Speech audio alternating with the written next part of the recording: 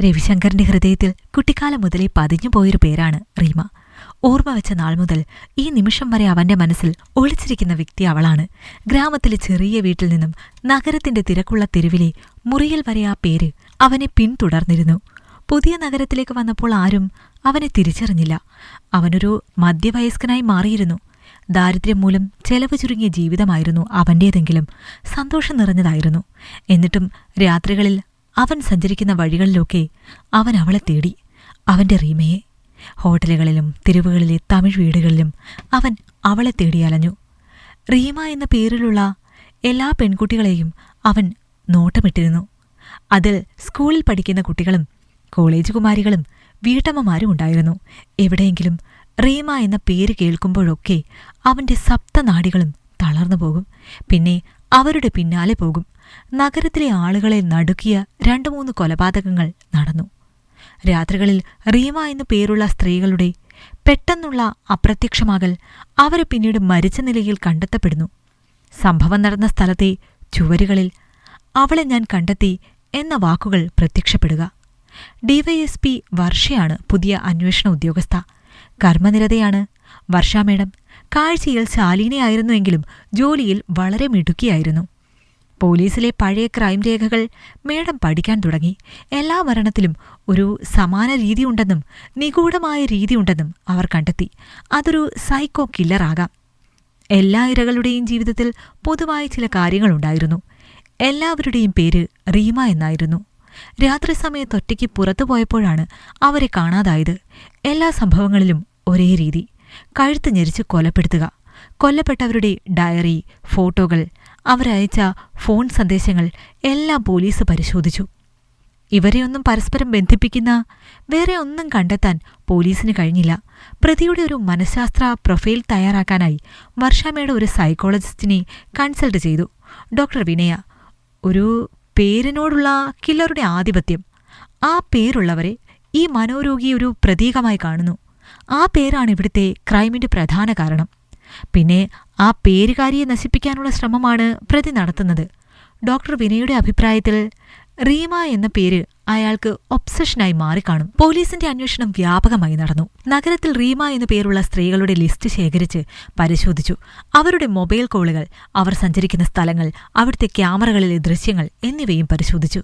ഒരു ദിവസം പോലീസിന് ഗ്രാമത്തിലെ ഒരു പഴയ കെട്ടിടത്തിന്റെ മുന്നിലെ ക്യാമറയിൽ നിന്നും ഒരു ദൃശ്യം ലഭിച്ചു. രാത്രി 9 മണി കഴിഞ്ഞ് ഒരു അജ്ഞാതനായ പുരുഷൻ സംശയം തോന്നുന്ന രീതിയിൽ റീമ എന്നു പേരുള്ള സ്ത്രീയെ പിന്തുടരുന്നു. പോലീസ് എത്തിയതുകൊണ്ട് ആ സ്ത്രീ രക്ഷപ്പെട്ടു. അയാൾ അപ്രത്യക്ഷനായി. ആ ദൃശ്യം ലഭിച്ച സ്ഥലത്ത് പോലീസ് നടത്തിയ സൂക്ഷ്മ പരിശോധനയിൽ നിന്നും ഒരു പുതിയ വിരലടയാളം കണ്ടെത്തി. നഗരത്തിലെ എല്ലാ സ്ഥാപനങ്ങളുടെയും പോലീസിന്റെയും ഡേറ്റാബേസിൽ ആ വിരലടയാളം പരിശോധിച്ചു. നഗരത്തിലെ പ്രശസ്തമായ ആശുപത്രിയിലെ ഡേറ്റാബേസിൽ നിന്നും മാച്ച് ചെയ്യുന്ന ഒരു വിരലടയാളം പോലീസിന് കിട്ടി. ആശുപത്രിയിലെ ഒരു മലയാളി, പ്ലംബറായ രവിശങ്കർ. രവിശങ്കർ ഒരു സാധാരണ പ്ലംബറായിരുന്നു. ചെറിയ വരുമാനത്തിൽ അയാൾക്ക് ഭാര്യയ്ക്കും മക്കൾക്കൊപ്പം വളരെ സന്തോഷത്തോടെ ജീവിച്ചു വന്നിരുന്നു. പോലീസ് രവിയുടെ ഗ്രാമത്തിൽ നടത്തിയ അന്വേഷണത്തിൽ രവിശങ്കറിന് ബാല്യത്തിൽ ഒരു കൂട്ടുകാരി ഉണ്ടായിരുന്നുവെന്നും അവളുടെ പേര് റീമ എന്നായിരുന്നുവെന്ന് അറിഞ്ഞു. അവൾ ബാല്യകാലത്ത് ഒരു രാത്രിയിൽ പെട്ടെന്ന് അപ്രത്യക്ഷയായി. അവളുടെ ശരീരം പോലും ആരും പിന്നെ കണ്ടിട്ടില്ല. അതിനുശേഷം രവി വല്ലാത്ത മൗനത്തിലായി. ക്രമേണ അവൻ പഠനം നിർത്തി. വളർന്നപ്പോൾ അവൻ നാടുവിട്ടു. പോലീസ് രവിയെ നിരീക്ഷിക്കാൻ തുടങ്ങി.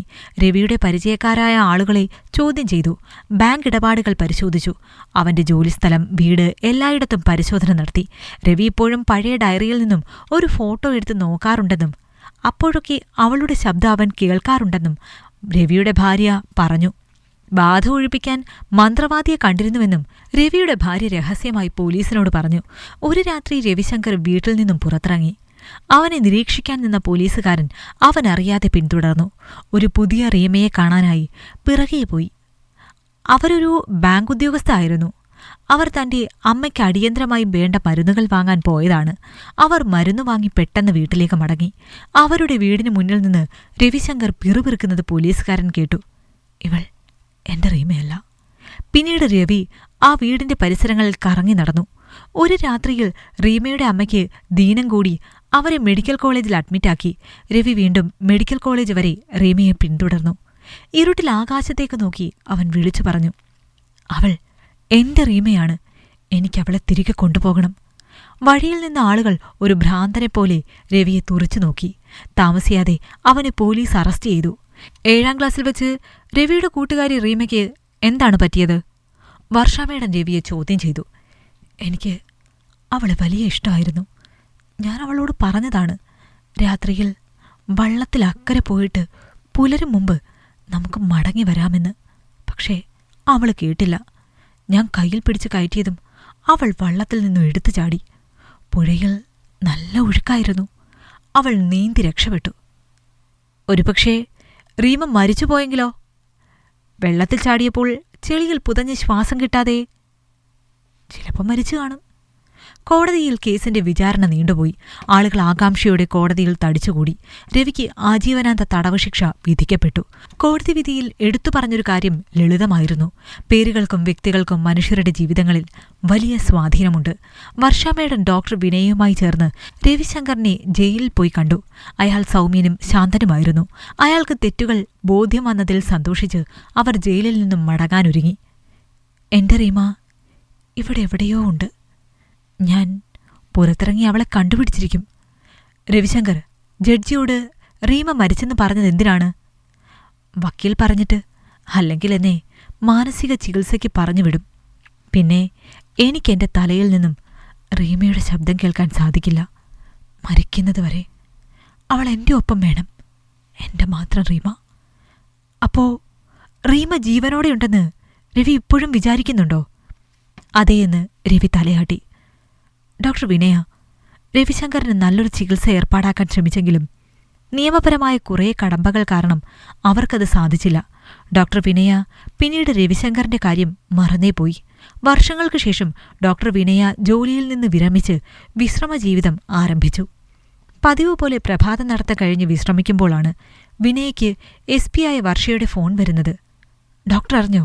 വീണ്ടും ഒരു കൊലപാതകം ഇന്നലെ നടന്നു. ഒരു ടീനേജ് പെൺകുട്ടി റീമ ഇന്നലെ രാത്രി കാമുകനുമൊത്ത് ഒളിച്ചോടാൻ ബാഗുമായി വീട്ടിൽ നിന്നും ഇറങ്ങിയതാണ്. രവിശങ്കർ പരോളിൽ ഇറങ്ങിയിട്ടുണ്ട്. പക്ഷേ വീട്ടിൽ ചെന്നിട്ടില്ല. ആള് മുങ്ങി നടക്കുകയാണ്.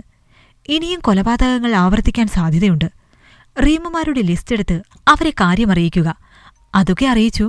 ഈ നഗരത്തിൽ മാത്രമല്ല, രവിശങ്കറിന്റെ ഫോട്ടോ സഹിതം എല്ലാ പോലീസ് സ്റ്റേഷനിലും അറിയിപ്പ് പോയിട്ടുണ്ട്. പോലീസ് രവിശങ്കറിനു വേണ്ടി എല്ലായിടത്തും അന്വേഷണം നടത്തി. രവിശങ്കറിനെക്കുറിച്ച് ഒരു വിവരവും ലഭിച്ചില്ല. പരോള് കഴിഞ്ഞ് ജയിലിലേക്ക് മടങ്ങേണ്ട ദിവസം സമാഗതമായി. രാവിലെ മീൻ പിടിക്കാൻ പോയ മുക്കുവരാണ് കടൽ ഭിത്തിയുടെ താഴെ ഒരജ്ഞാത മൃതദേഹം കണ്ടെത്തിയത്. 2 ദിവസം പഴക്കമുള്ള മൃതദേഹം കഴുത്തിൽ കമ്പി കൊണ്ട് വരിഞ്ഞു മുറുക്കിയ നിലയിലാണ് കണ്ടെത്തിയത്. ഒടുവിൽ അവനെ ഞാൻ കണ്ടെത്തി എന്ന് റീമയുടെ സ്വന്തം സഹോദരൻ എന്ന് ചുവപ്പ് നിറത്തിൽ ചുവരെഴുത്ത് പ്രത്യക്ഷപ്പെട്ടു. ഇതുവരെ മരണപ്പെട്ട റീമമാരുടെ സഹോദരന്മാരെ ചോദ്യം ചെയ്തു. അവരിൽ ആരും സംശയം തോന്നിയില്ല. അവരെ നിരീക്ഷിക്കാൻ പോലീസുകാരെ ഏർപ്പെടുത്തി. മൃതദേഹത്തിനടുത്തു നിന്നും ഒരു കീചെയിൻ കണ്ടെത്തി. അന്വേഷണത്തിൽ അത് രവിശങ്കറിന്റെ ബൈക്കിന്റെ കീചെയിനാണ്. ജയിലിൽ നിന്നും വീട്ടിലേക്ക് മടങ്ങാതിരുന്ന രവിയുടെ കയ്യിൽ ആ കീചെയിൻ എങ്ങനെയെത്തി? വർഷയ്ക്ക് തോന്നിയ സംശയം. മരണത്തിന് 1 ദിവസം മുമ്പ് രവിയുടെ മകൻ ബൈക്കിൽ അമ്മയുമായി പുറത്തു പോകുന്ന CCTV ദൃശ്യങ്ങൾ കണ്ടപ്പോൾ ബലപ്പെട്ടു. രവിശങ്കറിന്റെ വീട് നിരീക്ഷണത്തിലായി. 16-കാരനായ മകനാണ് ഇപ്പോൾ സ്ഥിരമായി ബൈക്ക് ഉപയോഗിക്കുന്നത്. അവനെ ചോദ്യം ചെയ്തപ്പോൾ അവൻ കുറ്റം സമ്മതിച്ചു. അച്ഛൻ അവസാന കൊലപാതകം നടത്തിയിട്ട് കടൽ ഭിത്തിയുടെ അടുത്ത് ഒളിച്ചിരുന്നു. രാത്രിയിൽ വേഷം മാറ്റാൻ പുതിയ ഡ്രസ്സും പഴയ മൊബൈൽ ഫോണും കൊണ്ട് കടൽ ഭിത്തിയുടെ അടുത്ത് വരാനായി അമ്മയുടെ ഫോണിൽ അച്ഛൻ വിളിച്ചു പറഞ്ഞു. എന്നിട്ട് ഇനിയും പ്രശ്നങ്ങൾ ഉണ്ടാക്കാൻ സാധ്യതയുള്ളതുകൊണ്ട് ഞാനും അമ്മയും അച്ഛനെ ഇല്ലാതാക്കാൻ പദ്ധതിയിട്ടു. ഭക്ഷണത്തിൽ ഉറക്ക ഗുളിക കലർത്തി അച്ഛന് നൽകി. ഉറങ്ങിയപ്പോൾ ഞാൻ അച്ഛനെ ഇല്ലാതാക്കി. എന്നേക്കുമായി എന്റെ അനിയത്തിയുടെ കൂട്ടുകാരിയാണ് മരിച്ച റീമ. അച്ഛനെ കൊല്ലാൻ ആദ്യം പറഞ്ഞത് അവളാണ്. ഇനി ആ കൈകൾ കൊണ്ട് ഒരു പെണ്ണും മരിക്കരുത്. രവിയുടെ മകനെ പോലീസ് കസ്റ്റഡിയിലെടുത്തു. എന്റെ അച്ഛൻ കാരണം ഇനി ഒരു സ്ത്രീയും മരിക്കണ്ട. എന്റെ അമ്മയെ വെറുതെ വിടണം. ഞാനാണ് അയാളെ കൊന്നത്. SP വർഷയെ നോക്കി അവൻ കൈകൂപ്പി. ഈ കഥ നിങ്ങൾക്കിഷ്ടമായെങ്കിൽ ലൈക്ക് ചെയ്യൂ. നിങ്ങളുടെ അഭിപ്രായങ്ങൾ കമന്റായി രേഖപ്പെടുത്തൂ. കൂടുതൽ കഥകൾ കേൾക്കാൻ ഈ ചാനൽ സബ്സ്ക്രൈബ് ചെയ്യൂ.